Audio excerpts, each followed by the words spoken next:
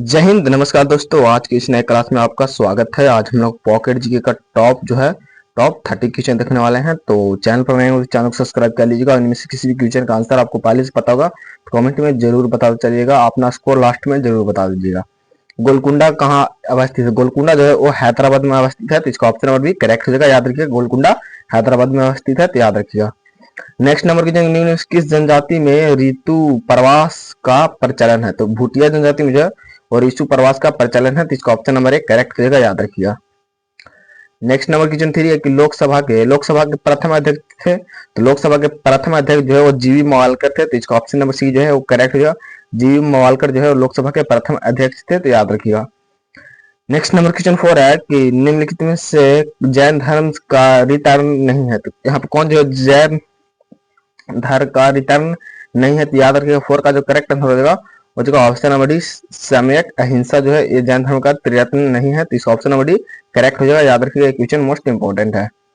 Next number question 5 है कि विश्व में लिखित संविधान किस देश का सबसे विस्तृत है? लिखित संविधान सबसे विस्तृत है कौन सा देश की है? तो याद रखिए इंडिया देश की यानी भारत देश की है, तो इसका ऑप्शन नंबर 1 करेक्ट हो जाएगा। याद रखिए ये भी क्वेश्चन जो है मोस्ट इंपोर्टेंट क्वेश्चन है, पूछा हुआ क्वेश्चन है, तो याद जरूर कर लीजिएगा। नेक्स्ट नंबर क्वेश्चन 6 है कि भारतीय नौसेना की स्थापना कोचीन में कब हुई थी? तो भारतीय नौसेना की स्थापना जो कोचीन में कब हुई थी? तो याद रखिएगा जनवरी 1969 में हुई थी, तो इसका ऑप्शन नंबर 1 करेक्ट है। जनवरी 1969 में हुई थी, तो याद रखिएगा। नेक्स्ट नंबर क्वेश्चन 7 है कि यामिनी कृष्ण मूर्ति का संबंध है, तो यामिनी कृष्ण मूर्ति का संबंध जो है वो किससे है? तो ये जो है भारतनाट्यम नृत्य से है, इसका ऑप्शन नंबर 1 करेक्ट है। भारतनाट्यम नृत्य से है, तो याद रखिएगा। नेक्स्ट नंबर क्वेश्चन 8 है कि फोबर्स किस ग्रह का उपग्रह है? तो फोबर्स जो किस ग्रह का उपग्रह है? तो याद रखिए मंगल ग्रह का उपग्रह है, इसका ऑप्शन नंबर 1 करेक्ट होगा। मंगल ग्रह का उपग्रह है, तो याद रखिएगा। सारा क्वेश्चन मोस्ट इंपोर्टेंट क्वेश्चन है, तो याद जरूर कर लीजिएगा। नेक्स्ट नंबर क्वेश्चन कि उरी जल विद्युत परियोजना किस राज्य में स्थित है? उरी जल विद्युत परियोजना जो है किस राज्य में स्थित है? तो याद रखिएगा जम्मू कश्मीर में स्थित है, तो इसका ऑप्शन नंबर बी करेक्ट होगा। जम्मू कश्मीर में स्थित है, तो याद रखिएगा। नेक्स्ट नंबर क्वेश्चन 10 है कि लोसांग का उत्सव है जो मनाया जाता है, तो लोसांग उत्सव कहाँ पे मनाया जाता है? तो याद रखिए लोसांग उत्सव जो है ताइवान में मनाया जाता है, तो इसका ऑप्शन नंबर डी करेक्ट है। ताइवान में जो है लोसांग उत्सव मनाया जाता है, तो याद रखिएगा क्वेश्चन मोस्ट इंपोर्टेंट है। अगर वीडियो पसंद है तो वीडियो को लाइक एंड दोस्तों में शेयर जरूर कीजिएगा, और इसका पीडीएफ चाहिए तो आप टेलीग्राम चैनल ज्वाइन जरूर कर लीजिएगा, तो आपको डिस्क्रिप्शन बॉक्स में इसका लिंक दिया हुआ है, जाकर ज्वाइन कर लीजिएगा। कबड्डी टीम में कितने खिलाड़ी होते हैं? कबड्डी टीम में जो है कितने खिलाड़ी होते हैं? तो याद रखिए कबड्डी टीम में 7 खिलाड़ी होते हैं, तो इसका ऑप्शन नंबर 1 करेक्ट होगा। 7 खिलाड़ी होते हैं कबड्डी टीम में, तो याद रखिएगा। नेक्स्ट नंबर क्वेश्चन है कि पुलिट्जर पुरस्कार किस क्षेत्र में दिया जाता है?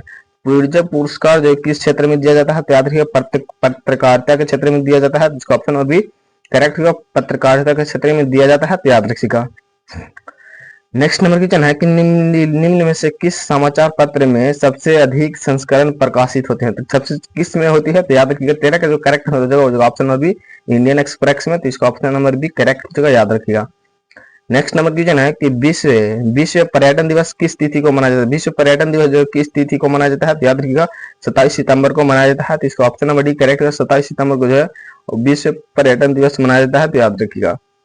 नेक्स्ट नंबर क्वेश्चन है उग्रवादी क्रांतिकारियों का प्रथम बृहद स्तरीय कार्रवाई बड़ा डकैती किससे संबंधित है? तो ये जो है किससे संबंधित है? तो याद रखिएगा पूर्वी बंगाल से संबंधित है, तो इसका ऑप्शन नंबर बी करेक्ट हो जाएगा। याद रखिएगा।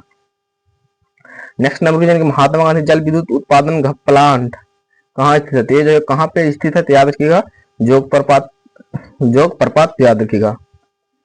नेक्स्ट नंबर क्वेश्चन 17 है कि मशहूर यूरोपियन यात्री वर्नियल पेशे से क्या था? पेशे से वो क्या था? तो याद रखिएगा पेशे से जो है वो चिकित्सक था, तो इसका ऑप्शन नंबर सी करेक्ट होगा। चिकित्सक था, तो याद रखिए इसका ऑप्शन नंबर सी करेक्ट हो जाएगा। नेक्स्ट नंबर क्वेश्चन है कि कुतुब मीनार का निर्माण कार्य पूरा करवाने का श्रेय किसे दिया जाता है? तो ये जो किसे दिया जाता है? तो याद रखिए इल्तुतमिश को दिया जाता है, तो इसका ऑप्शन नंबर भी करेक्ट होगा। इल्तुतमिश को दिया जाता है, तो याद रखिएगा। नेक्स्ट नंबर क्वेश्चन है कि म्यूर सिंहासन पर बैठने वाला अंतिम मुगल शासक कौन था? तो अंतिम मुगल शासक जो है वो कौन था? तो याद रखिए अंतिम मुगल शासक जो है मोहम्मद शाह था, तो इसका ऑप्शन नंबर डी करेक्ट होगा। मोहम्मद शाह था, तो याद रखिएगा। नेक्स्ट नंबर क्वेश्चन है कि जहांगीर की मृत्यु होने पर शाहजहां की गद्दी प्राप्त करने में अधिक बाधक कौन था? अधिक बाधक जो है वो कौन था? तो याद रखिएगा शहरयार है, तो इसका ऑप्शन नंबर सी करेक्ट होगा। शहरयार है, तो याद रखिएगा। नेक्स्ट नंबर क्वेश्चन 21 है कि गंगा और गंगा में मैदानों की पुरानी कछारी मिट्टी क्या कहलाती है? तो याद रखिएगा क्या कहलाती है। तो 21 का जो करेक्ट आंसर देगा ऑप्शन नंबर ए बांगर कहलाती है। ये जो एसएससी 2002 में पूछा हुआ क्वेश्चन है, सारे एग्जाम के लिए मोस्ट इंपोर्टेंट क्वेश्चन है सारा। नेक्स्ट नंबर क्वेश्चन है कि निम्नलिखित में किस प्रकार की मिट्टी के लिए न्यूनतम उर्वरक की आवश्यकता होती है? किस प्रकार की मिट्टी के लिए न्यूनतम उर्वरक की आवश्यकता होती है? तो याद रखिएगा इसका ऑप्शन भी करेक्ट हो जाएगा जलोढ़ के लिए, तो इसका ऑप्शन नंबर भी करेक्ट हो जाएगा, याद रखिएगा। नेक्स्ट नंबर क्वेश्चन 23 है कि गंगा के मैदान में पुरानी कछारी मिट्टी का क्या कहलाती है? तो पुरानी कछारी मिट्टी जो है वो क्या कहलाती है? तो याद रखिएगा बांगर कहलाती है, तो इसका ऑप्शन नंबर सी करेक्ट होगा, बांगर कहलाती है। नेक्स्ट नंबर क्वेश्चन 24 है कि भारत में समस्त स्थल भाग का कितना प्रतिशत जलोढ़ मिट्टी से ढका हुआ था? जलोढ़ मिट्टी से कितना प्रतिशत ढका हुआ है? तो याद रखिएगा 24% ढका हुआ है। इसका यहाँ पे ऑप्शन नहीं दिया हुआ है, 24% हो जाएगा, तो याद रखिएगा।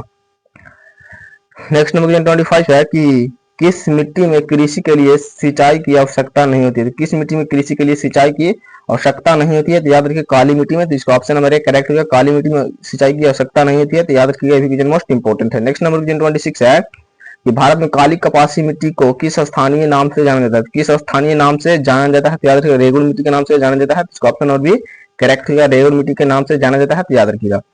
नेक्स्ट नंबर क्वेश्चन भारत में लाल मिट्टी का सर्वाधिक विस्तार कहाँ पाया जाता है? सर्वाधिक विस्तार जो है कहाँ पे पाया जाता है? तो याद रखिएगा आंध्र प्रदेश एवं तमिलनाडु में पाया जाता है, तो इसका ऑप्शन नंबर डी करेक्ट है, आंध्र प्रदेश एवं तमिलनाडु में, तो याद रखिएगा ये क्वेश्चन मोस्ट इंपोर्टेंट है।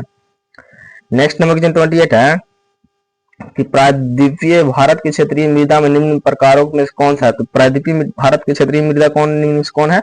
याद रखिएगा यहाँ पे कौन होगा? लाल और पीली मिट्टी, तो इसका ऑप्शन नंबर एक करेक्ट होगा, लाल एवं पीली मिट्टी, तो याद रखिएगा।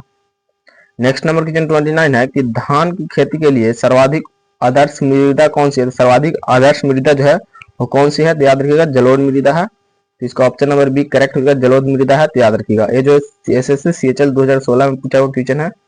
नेक्स्ट नंबर क्वेश्चन है कि निम्नलिखित में किस राज्य में लेटराइट मिट्टी पाई जाती है? लेटराइट मिट्टी जो है किस राज्य में पाई जाती है? तो केरल राज्य में पाई जाती है, तो इसका ऑप्शन नंबर सी करेक्ट होगा, केरल राज्य में पाई जाती है, तो याद रखिएगा।